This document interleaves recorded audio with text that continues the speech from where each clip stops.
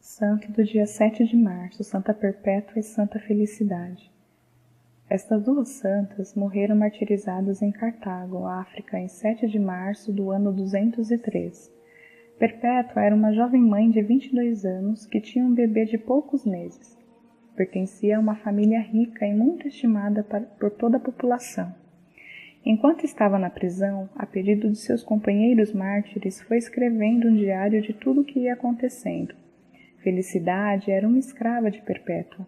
Era também muito jovem e na prisão deu à luz a uma menina, que depois os cristãos se encarregaram de criar muito bem.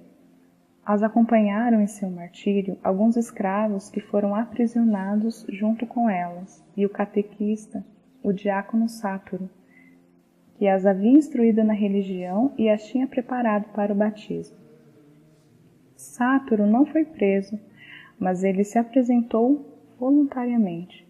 Os antigos documentos que narram o martírio dessas duas santas eram imensamente estimados na antiguidade, e Santo Agostinho diz que eram lidos nas igrejas com grande proveito para os ouvintes.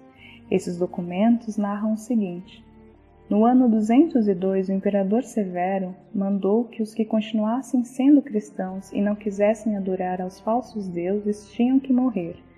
Perpétua estava celebrando uma reunião religiosa em sua casa de Cartago quando chegou a polícia do imperador e o levou prisioneiro, junto com sua escrava Felicidade e os escravos Revocato, Saturnino e Segundo. Diz Perpétua em seu diário: nos jogaram no cárcere e eu fiquei consternada porque nunca tinha estado num lugar tão escuro. O calor era insuportável. E éramos muitas pessoas em um subterrâneo muito estreito. Parecia que ia morrer de calor e de asfixia, e sofria por não poder ter junto a mim o meu filho, que era de tão poucos meses e que necessitava muito de mim. O que eu mais pedia a Deus era que nos concedesse um grande valor para ser capazes de sofrer e lutar por nossa santa religião. Afortunadamente, no dia seguinte chegaram os diáconos católicos e deram dinheiro aos carcereiros para que passassem os presos a outra habitação, menos sufocante e escura que a anterior, e foram levados a uma sala onde pelo menos entrava a luz do sol, e não ficavam tão apertados e incômodos. E permitiram que levassem o menino a Perpétua, a qual estava secando de pena e acabamento. Ela disse em seu diário: desde que tive o meu pequenino junto de mim, e aquilo não me parecia uma prisão, mas um palácio, e me sentia cheia de alegria. E o menino também recobrou sua alegria e seu vigor. As tias e a avó se encarregaram depois da sua criação e de sua educação. O chefe do governo de Cartago chamou a juiz a Perpétua e seus servidores. Na noite anterior, Perpétua teve uma visão na qual lhe foi dito que teriam que subir por uma escada cheia de sofrimentos, mas que no final de tão dolorosa pendente estava um paraíso eterno que lhes esperava.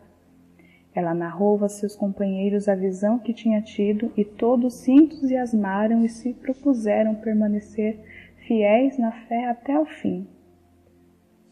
Primeiro passaram os escravos e o diácono.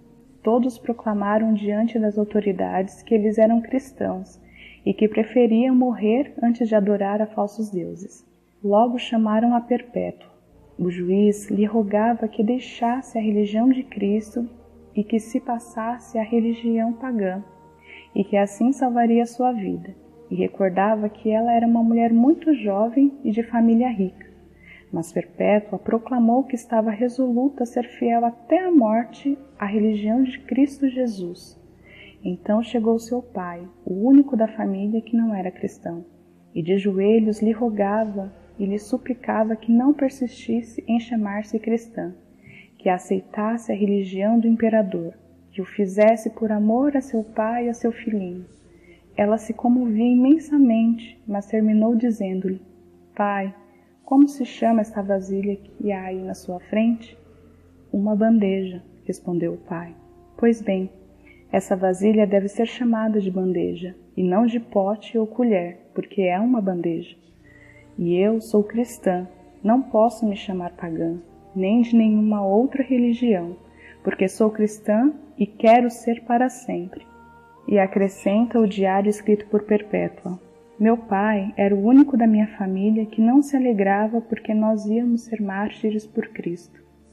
O juiz decretou que os 3 homens seriam levados ao circo e ali diante da multidão seriam destroçados pelas feras no dia da festa do imperador, e que as 2 mulheres seriam jogadas e amarradas diante de uma vaca furiosa para que as massacrasse.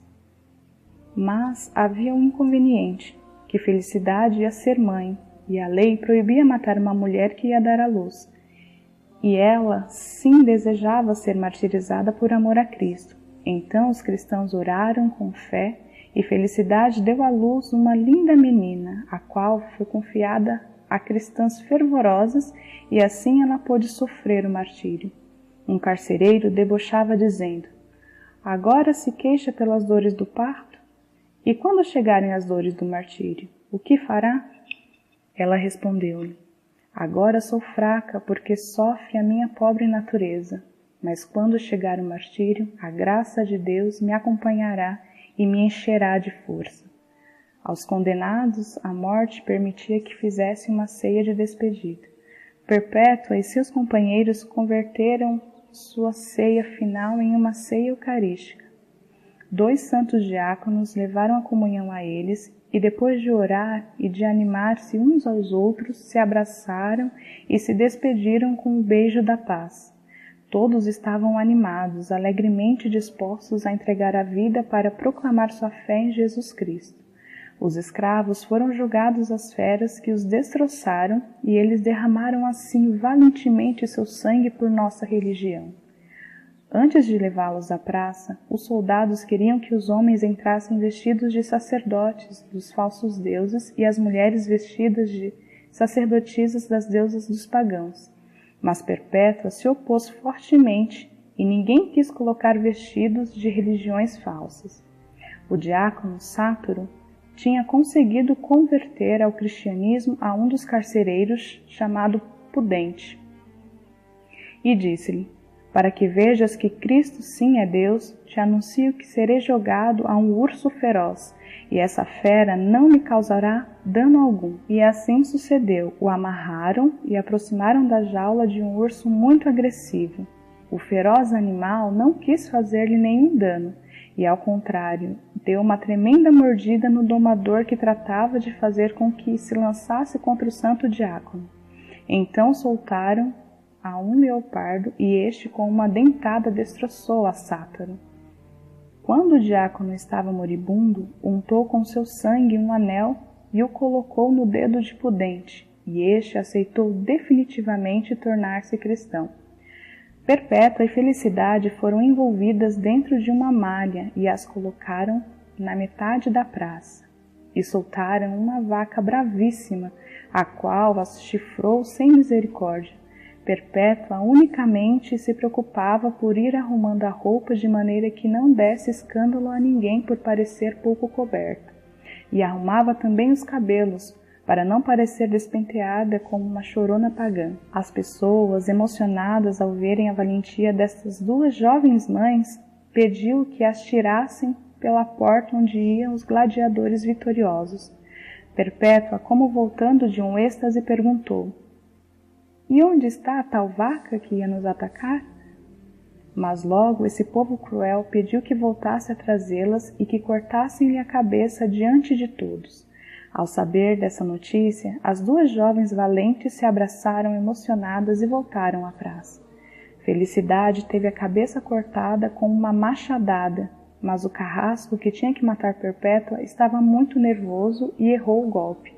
Ela deu um grito de dor, mas estendeu bem a cabeça sobre o cepo e indicou ao carrasco com a mão o lugar preciso de seu pescoço onde devia dar a machadada. Assim, essa pobre mulher valorosa, até o último momento, demonstrou que se morria mártir, era por sua própria vontade e com toda a generosidade. Estas duas mulheres, uma rica e instruída e a outra humilde e simples serva, jovens esposas e mães, que na flor da vida preferiram renunciar às alegrias de um lar, com tal de permanecer fiéis à religião de Jesus Cristo, o que nos ensinam? Sacrificaram meio século que poderia restar-lhes de vida nesta terra e estão há mais de 17 séculos gozando no paraíso eterno.